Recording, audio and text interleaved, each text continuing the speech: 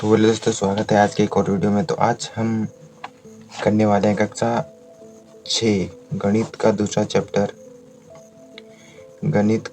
Chapter जिसका नाम है पूर्ण संख्या। पूर्ण संख्या का एक्सरसाइज हम करने वाले हैं प्रश्नावली 2.1। ठीक ना, प्रश्नावली 2.1 को सॉल्व करेंगे। इससे पहले जो है हमने इसका बेसिक कंसेप्ट पढ़ चुके हैं। ठीक ना, तो चलिए प्रश्नावली 2.1 को सॉल्व करते हैं। तो प्रश्न कुछ इस प्रकार से है, निम्नलिखित संख्याओं का परवर्ती लिखना है। ठीक ना, जो दिए गए संख्या है इनका हमको परवर्ती संख्या लिखनी है।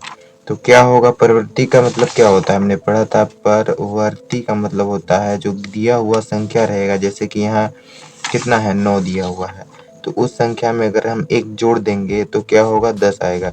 तो 9 का जो परवर्ती संख्या हो जाएगा वो 10 हो जाएगा। तो इस प्रकार से हमको इस सबको सॉल्व करना है। तो 17 में एक जोड़ेंगे कितना होगा, 17 में एक जोड़ेंगे 18 हो जाएगा। ठीक ना, तो ये 17 का प्रवृत्ति 18 हो जाएगी। इसमें एक जोड़ेंगे तो कितना होगा, 1 हो जाएगा। ठीक ना, इसी प्रकार से 2016 में एक जोड़ेंगे तो 2017 हो जाएगा। तो इस प्रकार से आप बना सकते हैं। इसमें अगर एक जोड़ेंगे तो कितना होगा, 99960 इतना आ जाएगा, आएगा ना। तो ये जो है इस संख्या का परवर्ती संख्या हो जाएगा।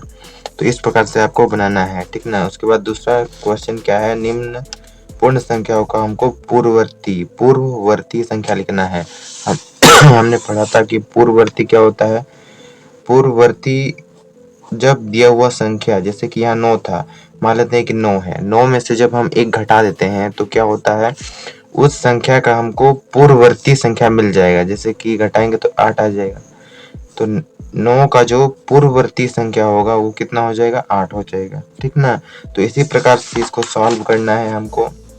10 में से एक घटाएंगे तो कितना होगा, 9 हो जाएगा। 50 में 50 में एक घटाएंगे तो कितना हो जाएगा, 49 हो जाएगा। तो इस प्रकार से आपको सॉल्व करना है इन सबको। तो उसके बाद कर सकेंगे आप लोग। ठीक ना, जैसे कि यहाँ एक माइनस करेंगे तो कितना होगा, तो यहाँ आ जाएगा 0049 ना, तो ये आ जाएगा।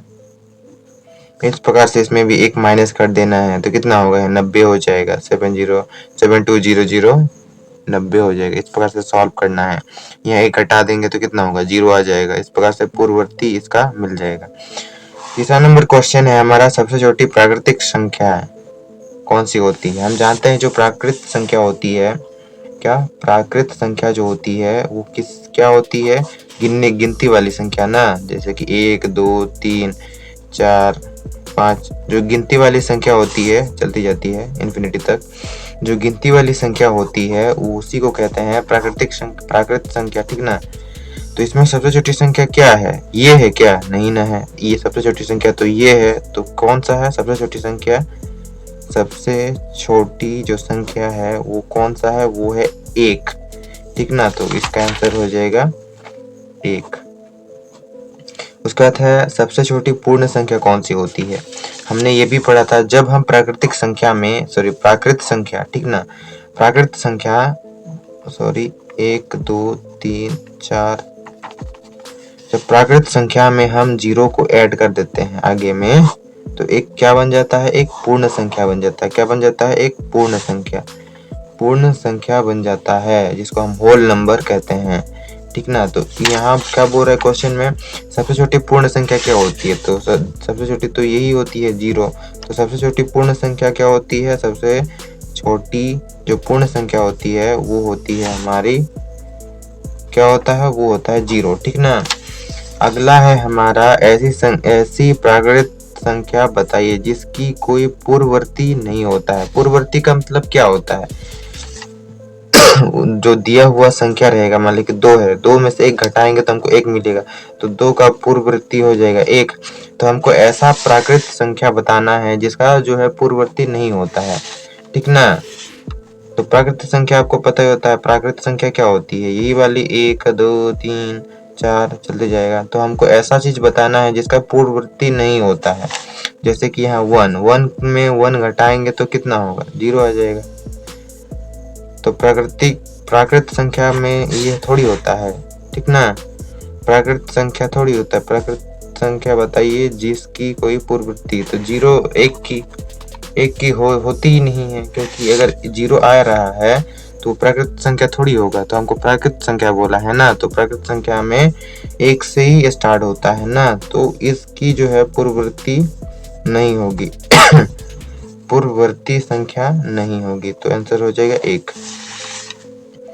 उसके बाद हमको लिखना है ये जो संख्या दिया हुआ है इसके 3 लगातार क्रमांगत संख्या। तो क्रमांगत संख्या हम बता चुके हैं क्या होता है। क्रमांगत संख्या क्या होता है, जिनके बीच जो होता है, बीच कोई प्राकृत संख्या ना हो, कोई प्राकृत संख्या ना हो उनके बीच, ठीक ना हो। जैसे कि 5 6 7, इनके बीच कोई प्राकृत संख्या है, नहीं है। इसके और इसके बीच है, नहीं है। तो इस प्रकार की संख्या को हमको क्या कहते हैं, क्रमांगत संख्या, है ना। तो यहाँ हमको बताना है ये जो दिया हुआ है इसके बाद वाली ना, इधर होता है, मान लेते हैं कि ये 0 है और इधर होता है पहले, इधर होता है बाद में, ठीक ना। 1 के बाद, जैसे कि 1 है, 1 के बाद 2 होगा, 2 के बाद 3 होगा, तो 1 के पहले 0 होगा, ठीक ना। इसी प्रकार से तो इसके बाद जो होगी, बाद 3 क्रमांगत संख्या लिखना है। इसके बाद वाली जो संख्या होगी उसके क्रमांगत संख्या को हमको लिखना है। चलिए तब लिखते हैं, सिंपल है।